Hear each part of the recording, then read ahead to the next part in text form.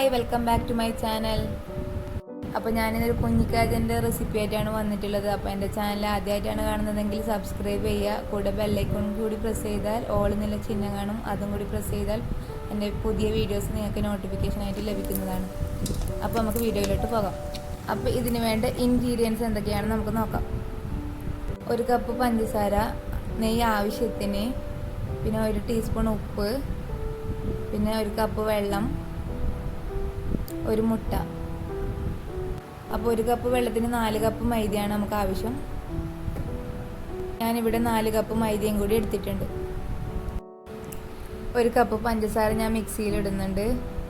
പിന്നെ 1 ടീസ്പൂൺ ഉപ്പും കൂടി ചേർത്ത് കൊടുക്കുന്നുണ്ട്. പിന്നെ 1 കപ്പ് വാട്ടറും കൂടി ഞാൻ ഇതിൽ ചേർത്ത് കൊടുക്കുന്നുണ്ട്. പിന്നെ 1 മുട്ടയും കൂടി കൂട്ടിയിട്ട് നമുക്കിത് നന്നായി അരച്ചെടുക്കാം. ഇനി അരച്ചെടുത്ത ബാറ്റർ നമുക്കൊരു പാത്രത്തിലേക്ക് മാറ്റാം. ഇനി ഇതിലേക്ക് കുറേശ്ശെ മൈദയിട്ട് നന്നായി കുഴച്ചെടുക്കാം. ഇതൊരു ചപ്പാത്തിക്ക് കുഴച്ചെടുക്കുന്ന പോലെ കുഴച്ചെടുക്കാം. ഈ മാവ് നമുക്ക് നല്ല സോഫ്റ്റ് ആയിട്ട് തന്നെ കുഴച്ചെടുക്കണം. ഇനി ഇതിനെ നമുക്ക് നന്നായി ഒന്ന് പരത്തിയെടുക്കാം. ഇതിനു വേണ്ടി ഞാൻ ഇവിടെ ഒരു ചപ്പാത്തി പാൽ എടുത്തിട്ടുണ്ട്. അതിൽ കുറച്ച് മൈദ ഇട്ട് കൊടുത്ത് നമുക്കിതൊന്ന് പരത്തിയെടുക്കാം.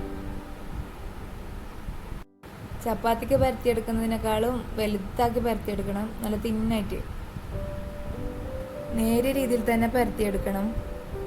ഇല്ലെങ്കിൽ ഹാർഡായി പോവും, ക്രിസ്പി കിട്ടിയില്ല.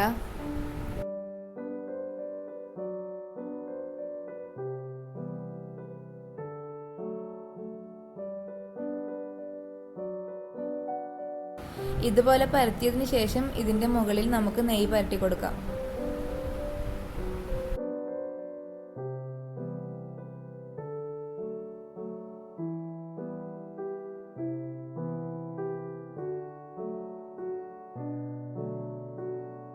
ഇനി നമുക്ക് ഇതുപോലെ ചെറുതായിട്ട് മടക്കി കൊടുക്കാം.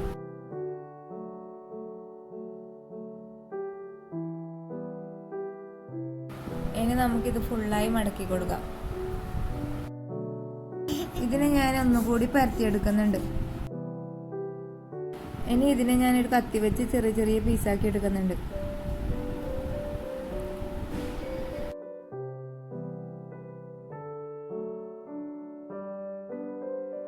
ഇനി ഇതിനെ ഞാനൊരു പാത്രത്തിലേക്ക് മാറ്റിയിട്ടുണ്ട്. ഇനി ഇത് ഫ്രൈ ചെയ്യാൻ വേണ്ടിയിട്ട് ഞാനിവിടെ ഒരു ഓയിൽ ചൂടാക്കാൻ വെച്ചിട്ടുണ്ട്. അതിലേക്ക് ഓരോന്നായി ഇട്ട് കൊടുക്കാം. ഇത് ഇടുന്ന സമയത്ത് ഹൈ ഫ്ലെയിമിലും പിന്നെ ഇത് ലോ ഫ്ലെയിമിലും ഇടുന്നതാണ് നല്ലത്, അല്ലെങ്കിൽ ഇത് കരിഞ്ഞു പോകും. ഇനി ഇതിൻ്റെ കളർ ചേഞ്ച് ആകുമ്പോൾ നമുക്കിതൊന്ന് തിരിച്ചിട്ട് കൊടുക്കാം. 2 സൈഡും ബ്രൗൺ കളർ ആകുമ്പോൾ ഇതിനെ നമുക്ക് പാത്രത്തിലേക്ക് മാറ്റാം. ഇത് നല്ല ക്രിസ്പി ആയ ഒരു അപ്പമാണ്, നല്ല ടേസ്റ്റാണ്. അപ്പോൾ എല്ലാവരും ഉണ്ടാക്കി നോക്കണം. അപ്പോൾ എൻ്റെ ചാനൽ ഇഷ്ടമായാൽ സബ്സ്ക്രൈബ് ചെയ്യുക, ലൈക്ക് ചെയ്യുക, അഭിപ്രായങ്ങൾ കമൻറ്റ് ബോക്സിലൂടെ അറിയിക്കാം. Thank you for watching. Thank you.